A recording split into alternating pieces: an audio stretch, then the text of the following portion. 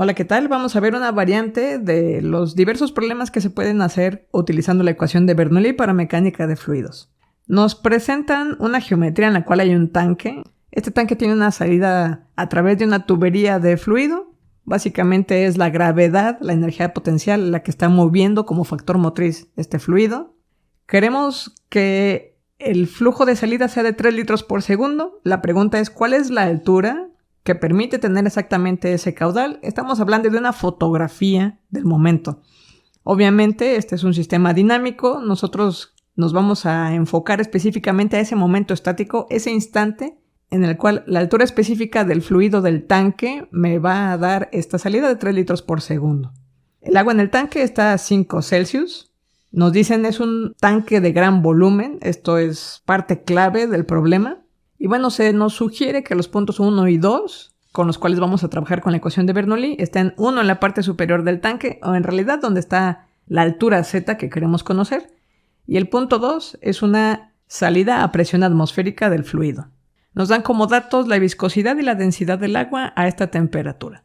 Además nos dicen que la tubería de cobre mide 15 metros de largo y este es su diámetro, 6 centímetros. Hay dos razones por las cuales se eligen estos dos puntos, punto 1 y punto 2.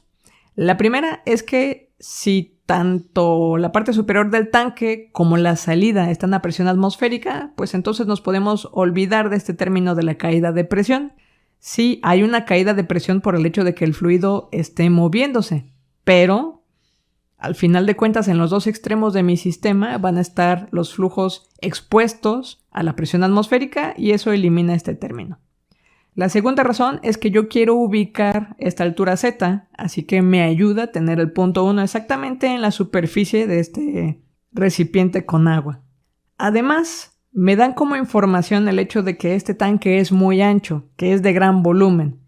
Si ese es el caso y estoy hablando de una fotografía instantánea, ese instante en el cual el flujo de salida va a ser 3 litros por segundo, realmente lo que voy a poder percibir, si es un tanque de boca muy ancha, es que la velocidad lineal de descenso sería prácticamente cero. Si yo estuviera hablando de un capilar, cualquier flujo que salga a partir del capilar va a hacer que se cambie la altura de la superficie del líquido. Pero si es un tanque muy ancho, imagínenselo, bueno, pues entonces, aunque haya salida de flujo aquí, realmente el movimiento en dirección Z con el cual veríamos que se desplaza la superficie sería mínimo. Analizando la ecuación de Bernoulli completa, bueno, ya dijimos que esta caída de presión se va a anular. El término de la diferencia de velocidades, por un lado está relacionado con lo que les acabo de mencionar, que esta velocidad se va a considerar cero. Y por el otro, pues tenemos ya la información que me están diciendo aquí. La salida tiene que ser de 3 litros por segundo, de aquí yo puedo inferir cuál va a ser la velocidad lineal.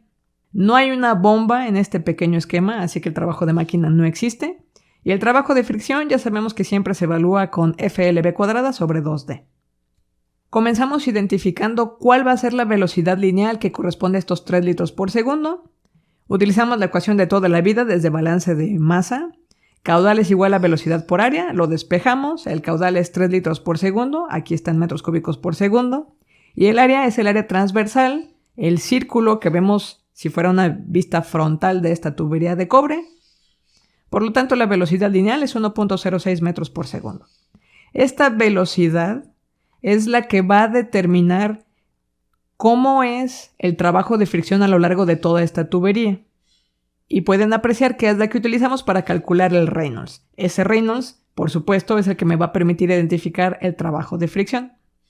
El área seccional de esta tubería es la que corresponde a la longitud característica, por eso es que el cálculo de Reynolds utiliza diámetro por velocidad por densidad sobre viscosidad. Este valor de Reynolds es turbulento, por lo tanto sí vamos a necesitar identificar cuál es la rugosidad típica de cobre. Este es un dato que sacamos de una tabla. Y a partir de la información, que es el diámetro y la rugosidad, obtenemos la rugosidad relativa. Con estos dos datos, el número de Reynolds y la rugosidad relativa, vamos a poder identificar cuál es el factor de fricción. De repente tienen algunas dificultades para hacer las lecturas del número de Reynolds. Recuerden que aquí es 1 por 10 a la 3, 1 por 10 a la 4, 2 por 10 a la 4, 3 por 10 a la 4, 4 por 10 a la 4. Un poquito más a la derecha del 4 por 10 a la 4 es el valor que tenemos que leer. Vamos a subir hasta la rugosidad relativa. La rugosidad relativa, dijimos que eran 4 ceros y luego un 25. 4 ceros y luego un 25. Eso significa que está entre este punto y este punto. Bueno, pues entre estas dos curvas habría que identificar cuál es el punto en el que se converge. La verdad es que desde aquí ya no aparece esta curva específica. La de arriba se empieza a juntar por aquí. Entonces, la verdad es que aunque no sea una tubería lisa, para cuando llegamos a esta posición de Reynolds, vamos a hacer la lectura en la curva de la tubería lisa. De aquí sacamos una línea horizontal para hacer la lectura del factor de fricción. Está arribita del punto 0.21, entre punto 0.21 y punto 0.22. Para simplificar el tema del redondeo, le pusimos punto 0.22.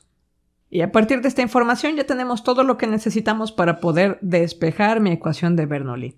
Este es el término de caída de presión, este es el delta V sobre 2, este es G delta Z, este es el trabajo de máquina, este es el trabajo de fricción. Y ya sabemos, la ecuación de Bernoulli se iguala a 0. La caída de presión habíamos dicho que era 0. El delta V de velocidad, bueno, por un lado tengo la velocidad en la posición 2, esta es la velocidad lineal que habíamos calculado desde aquí, 1.06. La velocidad 1, insistimos que la íbamos a tomar como 0. G típicamente va a ser 9.81. Y esta parte de aquí pues es una sustitución de FLV cuadrada sobre 2D. A partir de esta información despejamos delta Z y es igual a menos 0.37 metros. Recordar, delta Z es Z2 menos Z1 y aquí el asunto es dónde está el punto 2 y dónde está el punto 1. El punto 2 es el que está aquí abajo, el punto 1 está por encima.